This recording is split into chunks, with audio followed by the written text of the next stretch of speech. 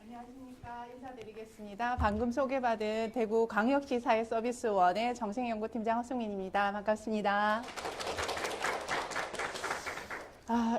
너무 앞에서 소개를 너무 거창하게 해주셔서 그렇게 대단한 일은 아니었던 것 같고요.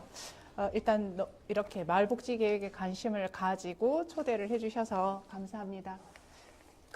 말씀하신 것처럼 저는 지금 현재는 대구에 있지만 이전에 광주복지재단에 근무를 하면서 이제 마을복지계획에 대해서 이렇게 뜰 줄을 몰랐어요. 사실 그때 할 때는 전혀 그런 거 없이 지역복지를 하는 연구자로서 이런 것들이 필요하지 않을까라는 고민에서 시작했던 일이 이게 어떻게 정책적 흐름과 맞아지다 보니까 이 자리까지 오게 됐던 것 같은데요.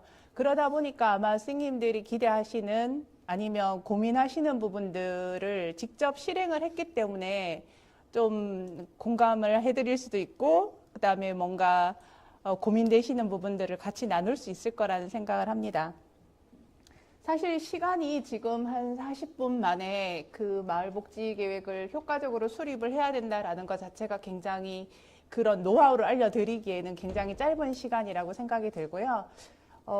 제가 이제 앞에다가 광고를 한 건 아니지만 이번에 그 경험들을 어떻게 하면 좀 나눠볼 수 있을까 해서 대구대학교 박태웅 교수님하고 오치동 사례를 가지고 그 다음에 일본에 있는 사례들을 중심으로 분석을 해서 책을 냈습니다. 그래서 그 책의 내용들을 중심으로 해가지고 좀 함축적으로 해서 알려드린다고 보시면 될 것 같습니다.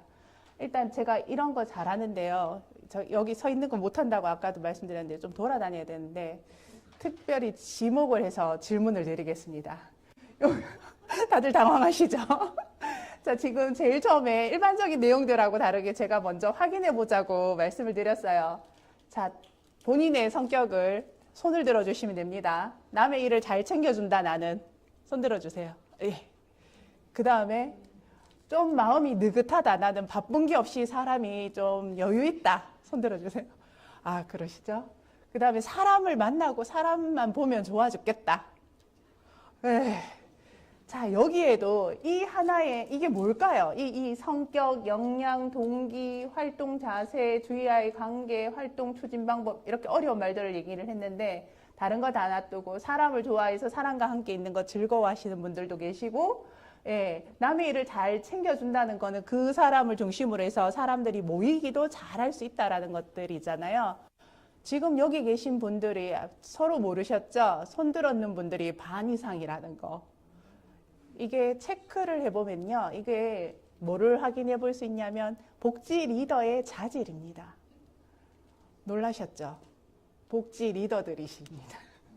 근데 이게 왜 마을복지계획하고 관련이 있냐면요. 우리 동네에도 가면 이런 분들이 계세요. 그런데 우리는 늘 주민들하고 이렇게 뭔가를 계획을 해서 일을 하고 또 마을복지계획을 수립하는 과정을 살펴보면 사람이 없다. 맨날 컨설팅 나가거나 아니면은 교육을 가면 하시는 말씀들이 늘 사람이 없다 해서 시작을 하세요. 그리고 우리는 사람이 없는데 해야 될 일은 많다. 근데 보시는 것처럼 여기 한 개라도 안 되는 분들 계실까요? 되게 많으실 거거든요. 그래서 사람이 없는 게 아니라 우리가 그런 사람들을 보는 관점이 뭔가 우리가 행정에서나 아니면 공공에서 뭔가를 요청하는 것들을 참여해 주시는 분들이 적은 거지 그럴 준비가 돼 있는 주민들은 생각보다 많다는 점에서 출발을 하셔야 된다고 생각을 합니다. 그래서 제가 이렇게 적어놨어요. 작게 해놨지만 색깔은 다르게 해놨는 이유가 주민은요. 그냥 우리가 뭔가를 요청하면 받아들이는 분들이 아니라 결국은 주민들이 지역을 바꿀 수 있기 때문에 이분들을 찾아내는 거에서부터 마을복지계획은 시작되어야 됩니다. 이런 거는 되게 재미없는 내용일 것 같은데요. 이게 박태웅 교수님이 늘 말씀하시는 건데요. 우리는 주민을 어떻게 보면 서비스 대상자의 관점에서 자꾸 보고 계시거나 아니면 지역사회 보장협의체에 참여를 해줘서 공공이 지원을 해주는 어떤 특정한 사람으로 보는데 사실은 주민들은 복지 서비스를 이용하고 있기 때문에 이용자인 대신에 이용자이면서도 제공할 수 있는 이중적인 관점을 가지고 보시는 것들이 필요하고요. 여기 보시면요. 결국은 아까 이제 조은정 사무관님도 말씀하셨지만 주체성을 가장 높이는 것들이 주도성 높이고 주체성을 높여가야 되는데 그러려면 어떻게 해야 되냐면 지역 주민들이요. 이 주체력이 올라가려면 어떻게 해야 되냐면 다 각자 개인이 내가 복지 서비스를 이용할 수 있는 역량이 있어야 되고 그거에다가 플러스해서 뭐를 해야 되냐면 참여해야 된다는 겁니다. 지역의 활동에 내가 알고 있는 만큼 지역에 대해서 알고 있고 이해하고 있는 정도에 따라서 참여하는 정도가 높아지면 당연히 주체력은 올라간다라고 이해를 하시면 될 것 같아요. 예, 마을복지계획 이제 본격적인 내용입니다. 주민, 지자체, 전문가가 협력해서 지역의 생활과제를 해결하기 위해 수립하는 계획이다. 누가 들어가 있습니까? 주체가 누가 있습니까? 주민과 지자체, 전문가. 그래서 지금 선생님들이 아까 앞에서 말씀드린 것처럼 참여하실 수 있는 주민을 찾는 것들이 1번이고요. 두 번째는 지자체잖아요. 선생님들 개개인은 지자체를 대표하시는 분들입니다. 그러면 지자체에서든 행정에서는 어떤 일들을 할 수 있을까를 찾으셔야 돼요. 그리고 세 번째가 사실은 좀 어려워요. 자, 마을복지계획 수립하셨는 지역 손 한번 들어보시겠습니까? 수립을 기획하고 있는지요? 없습니까, 동에? 아, 심각하군요. 이게 왜냐하면 지금 말씀하셨지만 주인공 사업으로 해서 이렇게 추진이 되면서 마을복지계획이라는 게 갑자기 등장을 하니까 다들 당황하시기는 해요. 그리고 하려고 하니까 주민도 모르겠고 이걸 어떻게 해야 되는지도 모른다라는 늘 말씀을 하시는데 그럴 때 이제 저희 같이 그런 경험들이 있거나 주민에 대한 이해도를 높이려고 하는 분들을 만나게 되면 같이 협력해서 만들어갈 수 있는 초창기에는 이런 단계에서 시작을 하는 것 같아요. 그리고 주민력이 조금 올라가게 되면 이런 전문가나 지자체 부분에 뭐 퍼센테이지가 줄겠죠. 뭐 7대 3대 1 이렇게 됐다면 나중에는 주민이 다 하시고 저희는 하지 않고 그냥 지원해주는 역할만 해도 충분한 것 같습니다. 그리고 가장 고민하시는 분들 내용이 도대체 마을이 뭐고 마을이 뭐예요? 어디까지를 마을이라고 보셔야 됩니까? 지금 현재 행안부에서 하고 있는 거는 읍면동 단위를 얘기를 하고 계시는데요. 어떤 지역들은 읍면동 단위까지만 얘기하는 게 아니라 마을 리단위, 리단위도 할 수 있고요. 통단위도 할 수 있고 마을의 범위는 굉장히 다양하게 정의하기 나름인 것 같습니다. 그런데 왜 우리는 지금 마을복지 계획이라는 것들이 나왔느냐? 다 이거 이제 질문 또 들어갑니다. 지역사회 보장 계획은 몇 년마다 수립하는 것일까요? 4년마다. 누가 대답하셨습니까? 갑자기 네. 시군구의 지역사회 보장 계획은 몇 년마다 수립합니까? 동일합니다. 4년. 그죠? 왜냐하면 지금까지 저희가 지역사회 보장 계획을 세울 때는 4년마다 시군구 단위의 지역사회 보장 계획과 시도 단위에서의 지역사회 보장 계획을 하는데 가장 큰 차이가 뭐라고 생각하시나요? 이거는 제가 이제 광주 같은 경우에는 5개 구가 있고 대구에는 8개 구군이 있습니다. 그럼 그 구군마다의 계획들이 통합적으로 움직일 수 있는 게 시도 단위, 대구 전체, 광주광역시 전체가 되는 거죠. 제주 같으면 제주시하고 서귀포시가. 그런데 이 마을복지계획도 사실은 이 지역사회 보장계획과 같이 주민들의 생활의 어려움들이나 생활의 과제를 해결해 주기 위한 방안으로 접근을 하시면 된다는 겁니다. 주민의 참여가 어느 정도고 지자체의 책임이 어느 정도냐에 따른데요. 보시면 시도지역사회 보장계획은 이렇게 돼 있습니다. 시도지역사회 보장계획은 지자체가 광역단위 지자체의 책임이 훨씬 더 많은 계획이라고 보시면 되고요. 마을복지계획은 지자체의 책임성이 많다기보다는 주민의 참여성이 더 강조되어야 되는 계획이라고 보시면 되겠습니다. 가장 큰 차이를 이렇게 표로 간단하게 정리를 했는데요. 보시면 앞에서 그림으로 설명했는 거하고 똑같습니다. 중점적인 것들이 공공에서 지시는 거고 여기는 주체를 만들어가는 것들이라고 보시면 됩니다. 그런데 가장 큰 차이는 뭐냐? 아까 주민의 참여에 따라서도 다르고요. 지역사회 보장계획이 4년마다 하고 연차별로 시행계획들도 매년 작성하셔서 평가하시고 새로 올리시고 하잖아요. 그럼 마을복지계획은요? 어떨까요? 단기입니까? 장기입니까?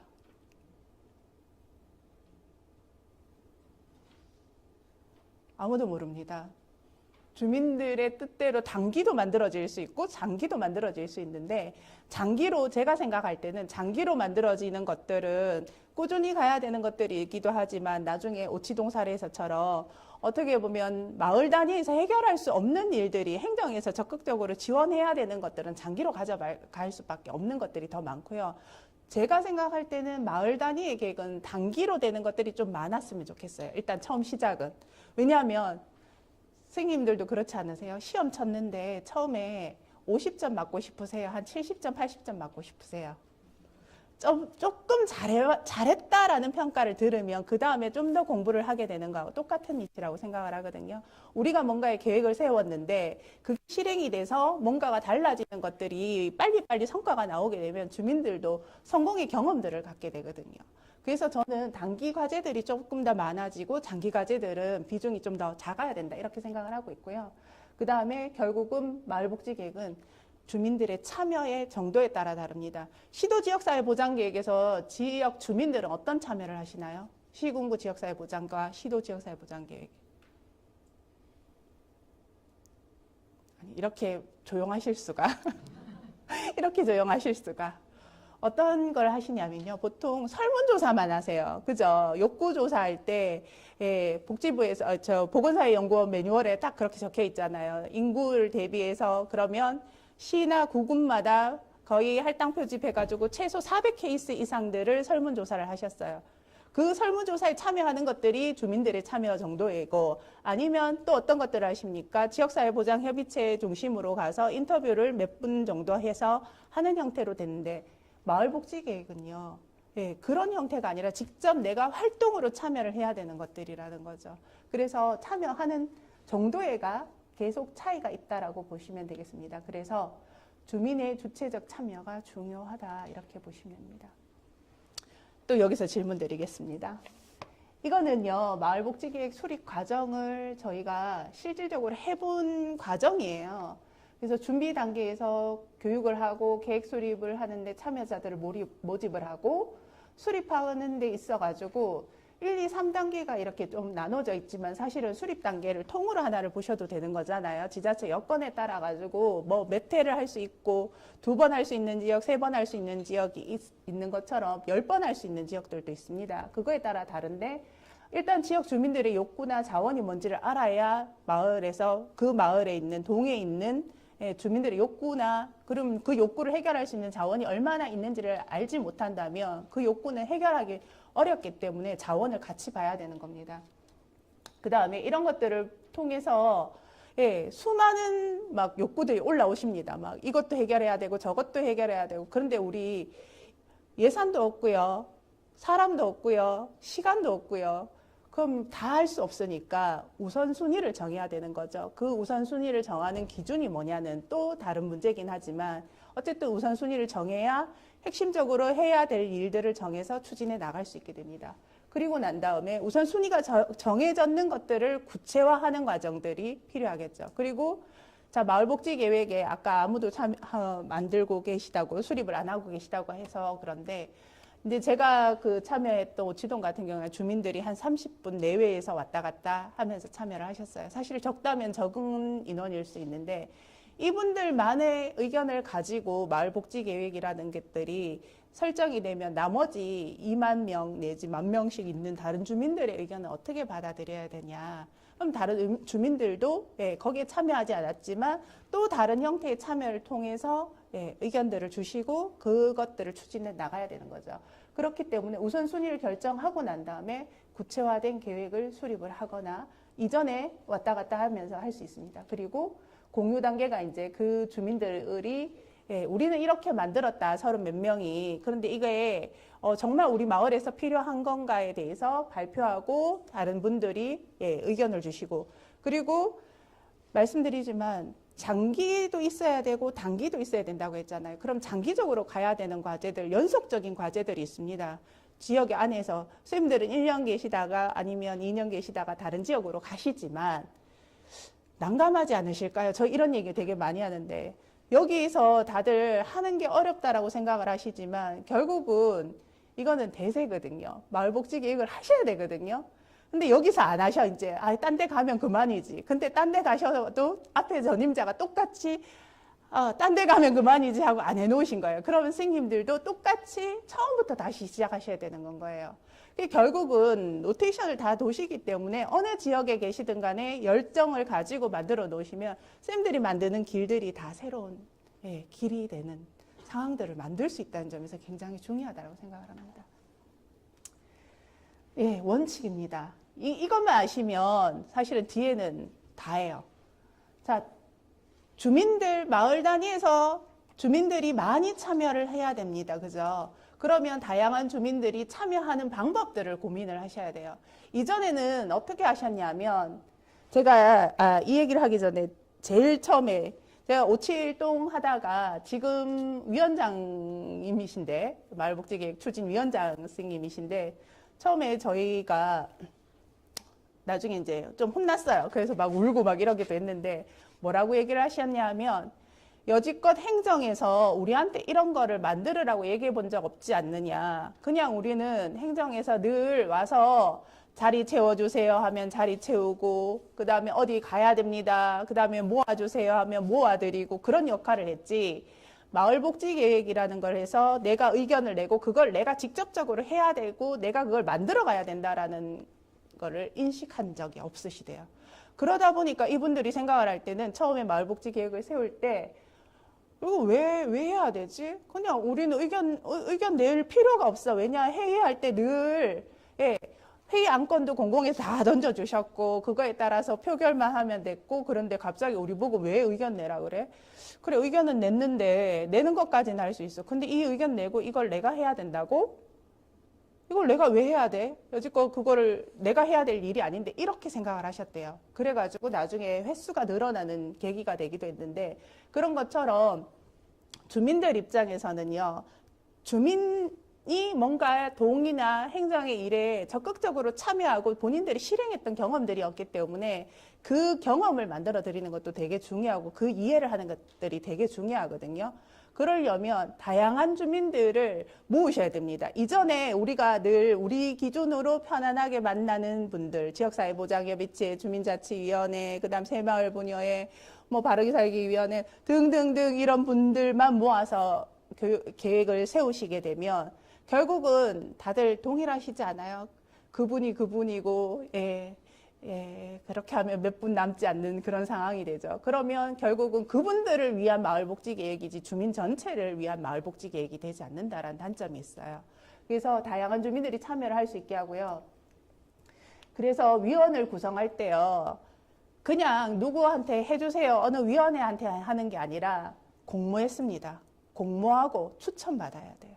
지역의 앞에서 보셨잖아요. 확인해 보셨잖아요. 얼마나 많은 리더의 자질과 그런 능력을 가지고 있는 분들이 많으시겠어요. 근데 단지 우리가 모르는 걸 수 있거든요. 주민들은 서로 알 수 있어요. 뭐 밥을 잘하는 사람 있고 나물 잘 묻히는 사람 있는 것처럼 각각의 영역에 잘하는 부분이 다를 뿐이거든요. 근데 우리가 뭔가 계획을 세운다고 하면 우리는 날짜에 맞춰서 뭔가 하는 거에 바쁘다 보면 이 부분들을 놓쳐요. 그러면 계속 그 동네는 그분들 중심으로만 돌아갑니다. 외부에 있는 다른 위원들을 찾아내셔야 돼요. 그러는 좋은 방법 중에 하나가 공모를 하거나 주위에서 이런 분이 여기 와가지고 이런 얘기를 하면 잘할 수 있을 것 같아요. 추천하는 것들이 있습니다. 그리고 광주 맞춤형 팀장님도 마찬가지셨는데요. 주민들이 경험이 없다 보니까 회의나 이런 것들을 진행하는 방법도 모르시고 제한된 시간 안에 의견을 모으거나 이런 것들이 굉장히 부족하실 수 있거든요. 이때 성질 급하다고 나서서 하시면 안 돼요. 네, 주민들도 경험이 있어야 되거든요. 쌓여야 되거든요. 더하기를 할 줄 알아야 곱하기를 할 수 있는 것처럼 이분들한테 계속 경험할 수 있는 기회를 주셔야 되거든요. 그래서 회의를 진행하는 것들도 그분들이 다 진행을 하시도록 해요. 네. 그룹을 나눠가지고 모든 주민들한테 조의 리더가 되거나 아니면 기록을 하거나 그래서 계속 발표를 하고 의견을 내는 상황들을 계속 만들어줘서 한 분도 빠짐없이 그날은 다 한마디 이상씩을 하고 가시게끔 만들고 그 다음에 팀을 이끌고 조를 이끌어가지고 다른 사람들 의견을 정리해서 발표를 하고 적고 이게 얼마나 힘든 일인지를 직접 경험하게 해주시는 거예요. 그걸 힘든 걸 경험하면서 너 이렇게 힘든 일인데 잘할 수 있겠어가 아니라 이렇게 힘들기 때문에 사람들 마음, 내가 직접 진행을 할 때와 내가 들어가서 의견을 낼 때 이 감정적인 조절과 사람들의 그 시선과 내가 해야 되는 말과 이런 것들이 조정되는 과정들을 거칠 수 있다는 거죠. 지역성입니다. 제주도는 아파트가 많은 지역입니까? 아니면 상가가 많은 지역입니까? 제주시는? 네. 다들 갑자기 고민하셨죠? 예. 잘 모르겠어요. 그죠? 근데 우리가 모든 계획들을 세울 때 대도시와 중소도시와 농어촌이 다 다른 특성들을 가진다. 우리는 그렇게 되게 쉽게 이해를 하고 있지만 사실 우리 지역이 어떤 지역인지에 대한 이해들이 잘 안 돼 있어요. 그래서 그 지역의 특성을 좀 이따가 자세히 설명을 드릴게요. 어떻게 반영을 해야 되는지에 대해서 얘기를 드리고 주민들이 어떤 형태든 마을의 일에 개입을 해서 참여를 했던 경험이 있는 분들도 있을 수 있고 없는 분들도 있어요. 그리고 마을 일에는 참여는 안 하는데 자원봉사 활동에만 참여하시는 자원봉사 센터에 등록해서 하시거나 아니면 소리 소문 없이 본인이 개인이 어딘가에 가서 시설에 가서 봉사하시는 분들도 계실 수 있고요. 모금하고 있는 분들도 계세요. 예, 모금, 사회복지 공동 모금이나 이런 데다가 내가 시간은 없어서 직접 활동은 못하지만 그런 비용적인 거라도 지원하겠다. 이분들이 다 소중한 자원이 되고 이분들을 찾아내는 것들도 되게 영역을 넓힐 수 있는 방법이 됩니다. 생활과제를 접근해서 추진하는 것도 그 지역에 따라 달라지는 것들이고요. 이게 이제 앞에 협력성에서 마을복지계획의 정의를 얘기할 때 주민하고 행정은 늘 연결해가지고 많은 일들을 하십니다. 그러나 해야 되는 일들이 또 달라요. 저희같이 제가 이제 오치동에 있을 때는 전문가의 입장에서 참여를 한 거였잖아요. 그럼 저희의 입장에서 주민들하고의 관계, 행정에서의 관계, 이 세 그룹이 서로 쌍방향적으로 이루어져야 관계가 이루어지고 협력이 돼야 계획을 수립하고 실질적으로 추진해 나갈 수가 있는 부분들이 있습니다. 실천성, 이거 가장 중요한데요. 주체는 당연히 뭐 행정이나 주민이나 저희나 누가 될 수도 있습니다. 예산.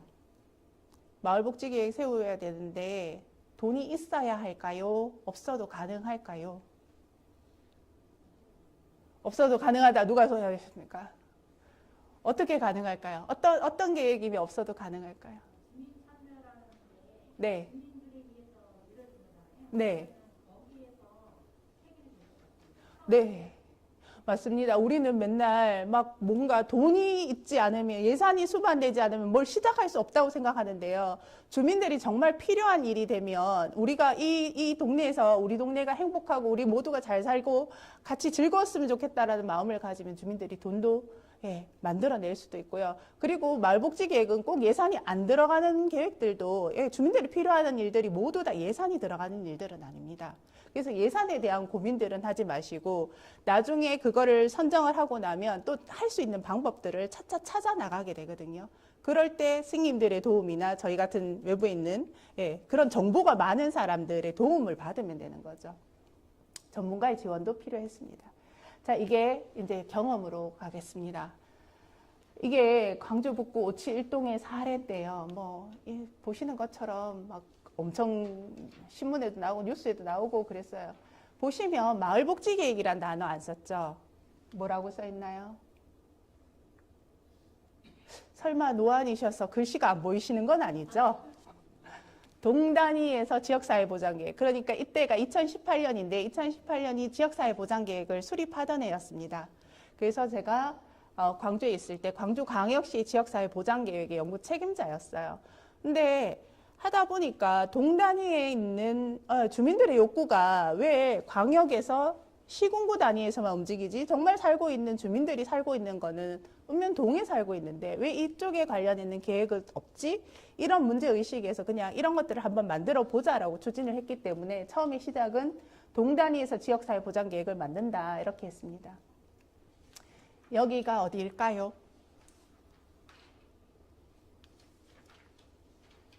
여기가 광주 북구 오치 1동입니다. 뭐가 좀 보이지 않으세요? 왜 계획을 수립해야 되는지 절실하게 와닿지 않으세요? 보시면 여기가 전남대학교가 여기 마주 그 큰 도로를 사이에 두고 전남대학교가 있어요. 그러다 보니까 여기는 뭐 CGV도 있고 세븐일레븐 뭐 편의점들도 많고 그다음에 여기도 예, 뭔가 편의점이나 상가들도 되게 많아요. 여기도 보시면 우미아파트, 현대아파트, 금호타운, 중흥파크, 상록아파트 뭐 등등등등 많잖아요. 얘는 어떤가요? 보실래요? 엘린교회, 오치아파트, 오치대하아파트, 오치동 우체국, 소방서, 중학교, 고등학교 편의점도 하나 제대로 없네요. 사실 있긴 있지만 그 정도로 예, 밀집도를 봤을 때 거의 없는 상황이에요. 여기는 텅 비었죠. 여기 군부대입니다. 군부대. 그러니까 주민들이 예, 이 둘러싸고 있는 동네들은 다 새로운 신도시처럼 변해가고 있는데 여기만 혼자 떨어져 있는 거예요. 그래서 버스 정류장조차도 이 안으로 들어오는 버스들이 잘 없는 거예요. 멀리 이까지 나가셔야 되고. 그러니까 이분들이 생각하는 불편함은 오죽하겠습니까? 군부대 있으니까 소리 때문에 불안하지요. 그 다음에 상권 형성 안 돼 있으니까 어둡고 침침하지요. 예. 그런데 또 어떤 것들이 있을까? 이거 말고도 문제점들은 되게 많았어요. 그럼 그거 어떻게 찾아야 되냐? 요 다음에 보시면 이렇게 나옵니다. 인구를 보세요. 2000년에 14,000명이었던 인구가요. 12,000명으로 줄었고요. 2000년에 1인 가구가 859가구였는데 1,700가구로 늘었어요. 수급자 한번 보시겠어요? 2006년에 600명 넘었는데 2018년 되니까 1,100명이 돼요. 이 동네는 어떤 문제를 안고 있는 걸로 보여지십니까?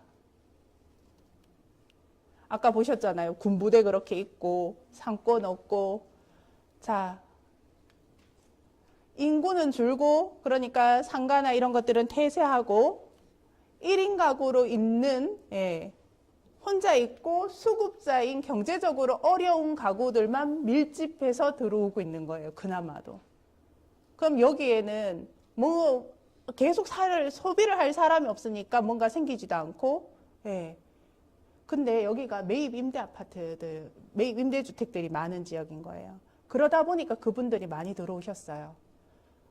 그러니까 필요한 거는 옆 동네에 가서 살고 근데 실질적으로는 매입 임대 주택에 계시는 분들이라서 그런 건 아니지만 어쨌든 오랫동안 그 동네에 터줏대감으로 오래 살고 계셨던 분들과 새로 이렇게 해서 들어왔는 분들이 내가 이 동네 주민이란 소속감의 차이가 얼마나 컸을까요?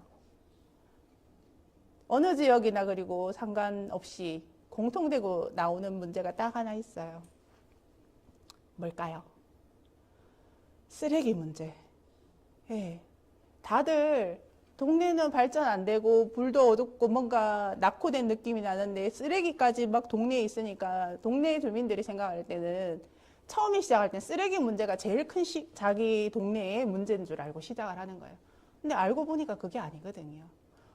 그럼 어떻게 알게 해드리냐? 이건 뭔가 하면요. 이번엔 좀 움직여야 되는데 여기 선을 보시면 파란색으로 하나, 둘, 셋, 넷, 5개로 구역을 나눈 거 보이세요? 근데 여긴 하나가 없잖아요. 아무것도 없어요. 그래서 엄밀하게 하나, 둘, 셋, 4개 구역으로 나눠져 있고 빨간 반점이 있고 파란 반점이 있습니다. 뭐냐? 주민 위치도예요. 주민들을 공모했잖아요. 그런데 제가 아까 말씀드렸지만 마을의 범위를 동으로 잡느냐 아니면 통반으로 잡느냐에 따라서도 생각들이 다 다를 수 있잖아요. 그런데 우리 지금 동계획을 세우는 거잖아요. 그럼 예를 들면 여기에 이렇게 선을 긋지 않고 여기 있는 분들을 한 조에 모아놨다 그러면 마을복지계획일까요? 이쪽 통에 있는 복지계획이 될까요? 통에 있는 계획이 됩니다. 그 부분을 고려하셔야 돼요. 다양한 주민들이 참여하고 확산이 되려면 여기에 있는 주민들이 다 알지 않아요. 서로 간에 다들 인사는 하고 지나갔는데 동네에서 마주칠 일이 없었잖아요. 예, 행정복지센터만 와가지고 가끔 보고 회의할 때만 봤단 말이에요. 누군지 이름만 알아요. 근데 여기 있는 분들을 한 조에다가 모아놓으니까 어떤 일들이 생길까요? 서로 친해지고, 예, 어떤 특정 지역의 복지 계획이 아니라 전체를 위한 계획으로 만들어질 수 있게 됩니다. 어른이고요. 파란 건 아이들이었어요. 우리 주민을 얘기할 때요. 저 되게 답답해하는 부분 중에 하나가 주민들은 50대에 우리가 요청할 때 오는 분들이 주민이 아니라 그 지역에 살고 있는 분들이 다 주민이잖아요. 아이들이 훨씬 더 사고가 유연하고 확장됐었어요.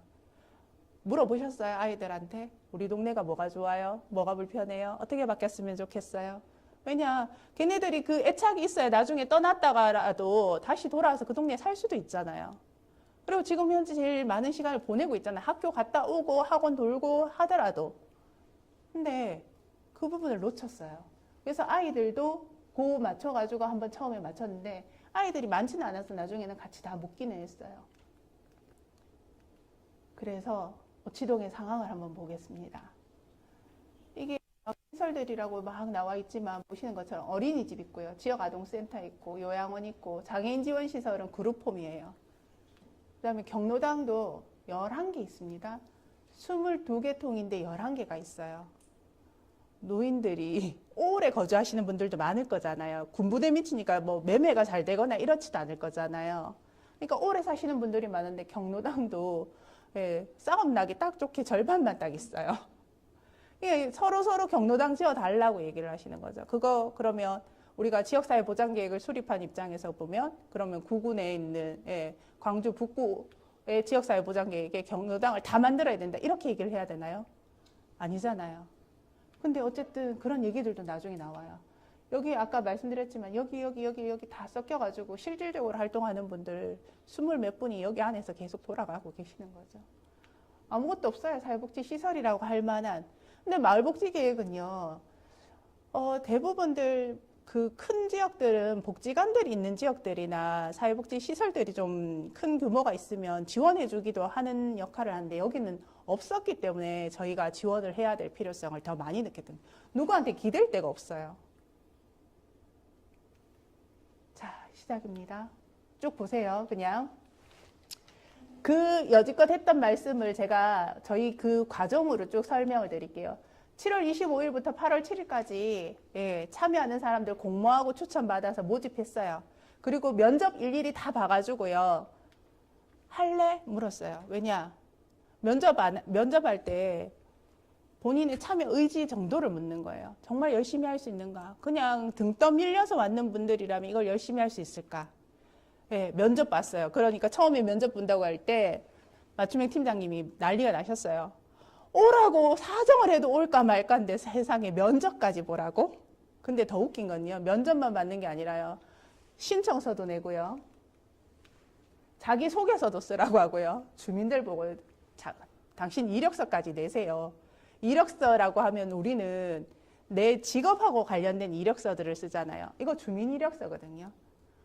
이 동네에서 살면서 누구랑 가깝게 지내고 어떤 문제가 있다고 생각하고 누구한테 어떤 것들이 되면 좋을 거고 선생님들은 어떠세요? 내가 갑자기 큰 일이 생겼는데 우리 옆집이나 내 주위에 우리 애나 우리 치매 엄마를 맡기고 부탁하고 갈 수 있는 이웃 있으세요? 밤에 쓸데없이 막 우울해져 죽겠는데 옆집에 찾아가가지고 내가 우울해 죽겠는데 같이 놀아줘 할 수 있는 분들 있으세요? 아무도 모르잖아요. 그죠? 그런 거 물었어요. 그리고 당신이 그런 사람이 있는지, 당신이 누군가한테 그런 사람인지 찾아본 거죠. 그렇게 했는데 세상에 다들요, 떨어지면 이사가 핫벌난다, 이사 가겠다라고 하시는 거예요. 그 정도로 애착 있는 분들이 오셨어요. 그리고 우려하시던 것처럼 뭐 지역사회 보장에 비춰나 이런 거에 속해 있지 않은 분들도 오셨어요. 소개를 받고. 그리고 더 중요한 거. 아이들을 초등학교 5학년부터 해서 중학교 3학년까지의 학생들 중에서 오라고 요청을 했어요. 아이들이 왔어요. 그리고 우리가 하면 50대, 60대 어머님들 중심으로 해서 계획을 세우잖아요.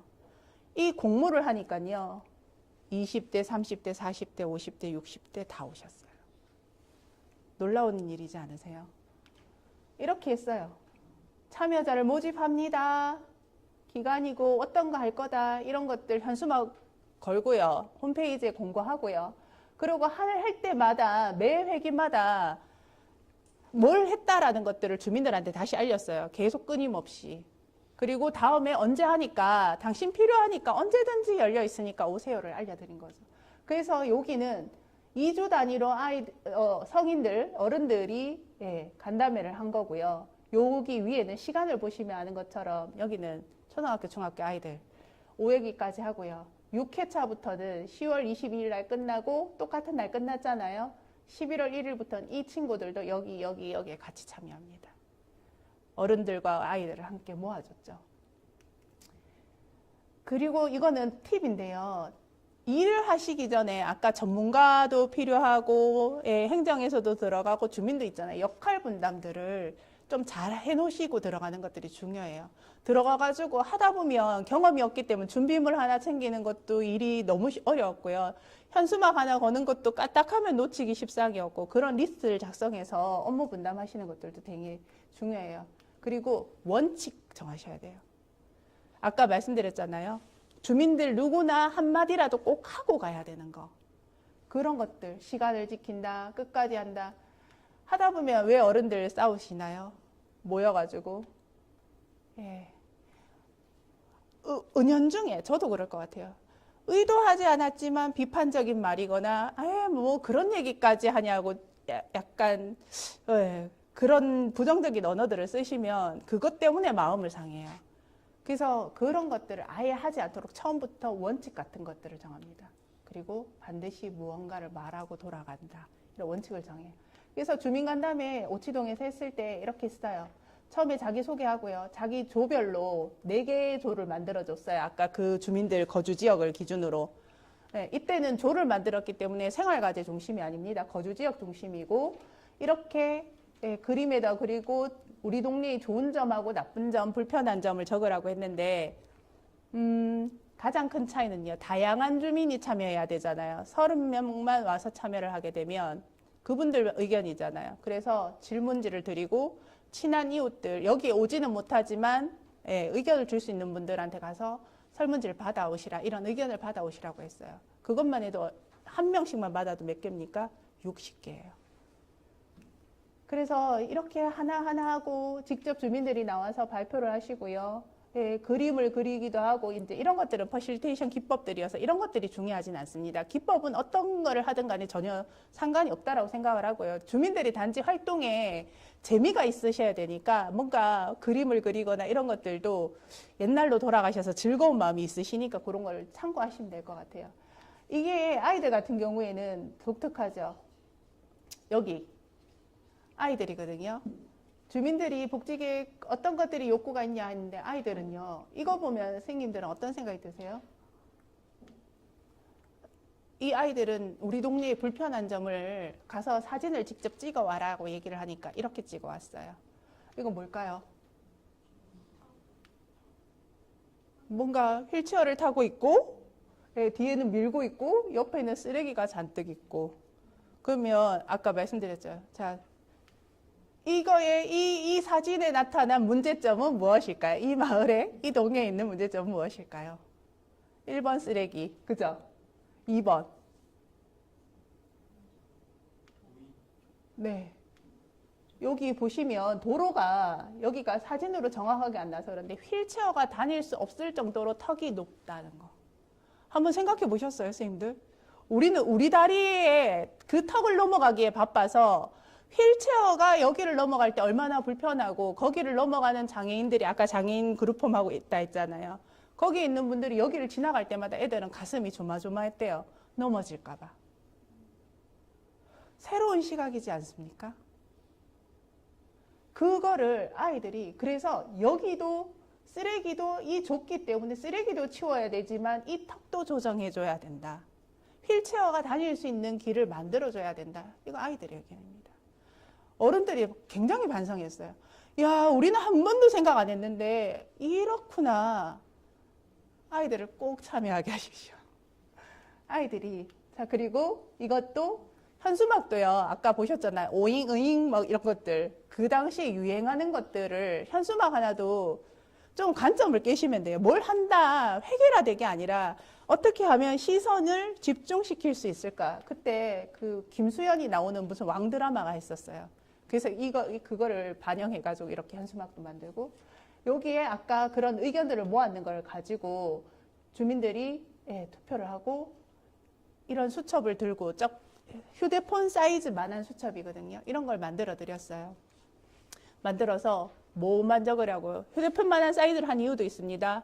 요즘 사이즈가 크면 안 들고 다니시니까 그 사이즈를 가지고 맞춰서 들고 가셔서 적으시라고, 불편한 점. 그렇게 했고요. 이렇게 해서 하니까 보세요.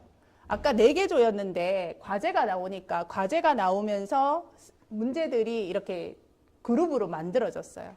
그러면서 자기가 이 활동이 하고 싶은 대로 이동을 했어요, 주민들이. 그래서 나는 환경에 이거에 관심이 많아서 난 이거는 잘할 수 있어. 각자 이동을 했습니다. 쓰레기 나왔어요. 이거는 아예 하나의 분과로 만들었어요. 교육도 시키고 청소도 하고, 청소 분리수거 잘하고, 앞에 동네 자기 집 앞에 깨끗하게 하는 집들은 문패도 만들어주고, 이런 것들도 하고요. 어려운 거, 공동체 의식이 그렇게 쉽게 안 올라와가지고 되게 애를 먹었는데요. 같이, 우리 동네에 맨날 모이는 사람들만 아니라 어려운 사람들하고 같이 해서 문화제도 만들고 합창단도 만들고 해서 모이는 것들을 많이 만들어서 그걸 나중에 확산시켜서 지역으로 주민들을 찾아가겠다는, 이런 데 보세요. 죽어있는 공간에 그냥 놔두지 말고 거기에 카페같이 만들어가지고 우리 가가지고 주민들 아무나 와서 거기서 소화하겠다. 아까 주인공 사업에 주민 소통 공간, 남아있는 공간들이 너무 많았거든요. 텃밭 주인한테 10만 원에 빌려서 거기서 나오는 작물들 수확해가지고요. 뭐 하셨게요? 지역아동센터, 노인들 집에 배달해서 음식들 나눠주고 계세요. 얼마나 감동이겠습니까? 경로당. 이거 아직 지금 시행 못하고 있어요. 근데 처음에 고민했던 게 아까 경로당이 두 통마다 하나씩이잖아요. 그럼 옆에 있는 통에 있는 주민들까지 같이 어르신들끼리 모이게 할 수 있는 방법을 찾아야 된다. 이제 그런 거였거든요. 이거 소식지입니다. 한 번 하면 아까 현수막도 걸어드렸지만 소식지도 일일이 다 만들었어요. 그래서 우리가 오늘 뭘 했고 다음에 언제 뭘 할 거니까 하고 알리는 걸 가서 주민들한테 알려야 돼요. 왜냐하면 낯설잖아요. 다음에 계속 한 2번, 3번 다 아는 사람들끼리 만났는데 오늘 내가 처음 가야 돼. 뭘 하는지도 모르고 낯설어. 그렇지 않도록 이렇게 추진위원회라는 이름으로 앞면과 지난 시간에 우리 뭘 했고 오늘 뭘 했고 앞으로 주민총회를 하겠다, 뭐 이런 얘기들을 했어요. 그리고 이 주민총회라는 용어 때문에 제가 늘 말씀드리는데, 주민총회라고 했다가 여기 계시는 분한테 혼났어요. 총회라는 개념은 모두가 투표를 해야 된다는 개념이기 때문에 그런 말을 쓰면 안 된다. 그래서 주민들이 이해하는 건, 우리는 너무나 이런 계획들을 하면서 총회라는 단어가 익숙해져 있지만 주민들이 이해하는 용어는 또 달랐어요. 그래서 선포식이란 이 단어도 주민들이 의견 내고 투표해서 나왔는 단어입니다. 그리고 각자 팀별로 리허설까지 하고 했어요. 여기도 재밌습니다. 이렇게 해서 이 동에 있는, 보시면 10대, 20대, 40대 다 보이시죠? 이분들이 다 마을복지계획에 참여했던 분들이에요.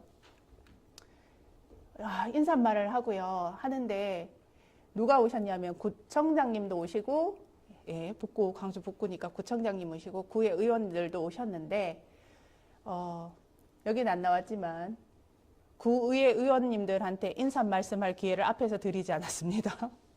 난리 났겠죠. 인사 말씀하러 오셨는데 다 끝날 때까지 앉아 계시는 분들한테 인사 말씀할 수 있는 기회를 드렸어요. 그랬더니 왜 그렇게 했을까요? 인사하러, 마을복지계획은요, 의원들이 인사하러 오는 자리가 아니라 주민들이 어떤 어려움이 있는지를 들으러 오셔야 되는 자리예요. 근데 앞에 와서 인사 말씀하시면 다 가버리잖아요. 끝까지 남아 있어야 이 주민들이 얼마나 어려운지를 들을 수 있기 때문에 그런 방법을 했던 거죠. 보시면 여기가 예지고, 여기가 20대인데 부위원장이에요. 여기가 이때 중학교 이제 올라가는. 그래서 이렇게 선포식도 하고, 여기 사회를 봐주시는 분도 자원봉사자. 그리고 여지껏 우리 뭐뭐 했다, 이런 것들을 하나하나 다 이제를 만들어가지고 보여드리고 설명 듣고. 그리고 내년도에 예, 올해로 사업이 끝나면 안 되잖아요. 그 다음 해로도 사업이 돼야 되니까 새로운 주민들이 또 들어오셔야 되죠. 알려주기 위해서 이런 거 만들었어요. 이거 누가 만들었을까요? 청소년, 아이들. 예, 청소년 분과에 있는 아이들이 이거 만들어가지고 해주셨어요. 이렇게 할 수 있는 영역이 다 다른 겁니다. 그렇게 하고 지금도 며칠 전에도 음악제를, 문화제를 했는데요. 다른 지역의 문화제들은 다들 그거를 하셨어요. 외부에 무슨 나름의 가요 강사 내지는 가수들 불러있는데 여기는 그렇게 안 하고요. 온 동네에 있는 주민들 다 모여서 외부 한 명도 안 부릅니다. 다 주민들끼리만 해요. 이렇게 잘 만들어가고 있는 지역도 있습니다. 자, 그래서 자, 우리 뭐 해야 되지요? 영혼 없으시지요? 뭘 해야 되지요? 큰 소리로 말씀해 주시면 안 될까요? 네, 마을복지계획. 마을복지계획을 하는 게 중요한 게 아니라 조금만 관점을 달리해서 봐주세요. 여지껏 우리가 이걸 다들 힘드신 줄 알아요. 숙제처럼 느껴지시는 것도 알거든요. 근데 어차피 해야 될 일이면 즐겁게, 그리고 내가 지나간 자리가 도움이 되고 내가 또 그 도움을 받아서 앞에 갔을 때도 나도 도움이 되는 자리가 되면 좋지 않을까라고 생각을 합니다. 그래서 주민들도 결국은 행복해지고 선생님들도 어느 동네 주민들이시잖아요. 같이 행복해지는 사회가 됐으면 좋겠습니다. 저희가 그 주민들한테 처음에 이거를 프린팅 해가지고 코팅까지 해서 드렸는데 주민들이 너무너무 감동했던 글귀입니다. 징검다리, 금물살에 납작 엎드려 징검다리 내련다. 네 발로 버티고 등허리 내어주리라. 물살에 어깨다 뼈만 나도 일어서지 않으리. 이게 무슨 말인지 아세요? 내가 징검다리가 돼서 결국 모두가 행복한 세상을 만들면 좋겠다라는 의지였습니다. 모두 같이 이런 세상을 만들었으면 좋겠습니다. 이상입니다.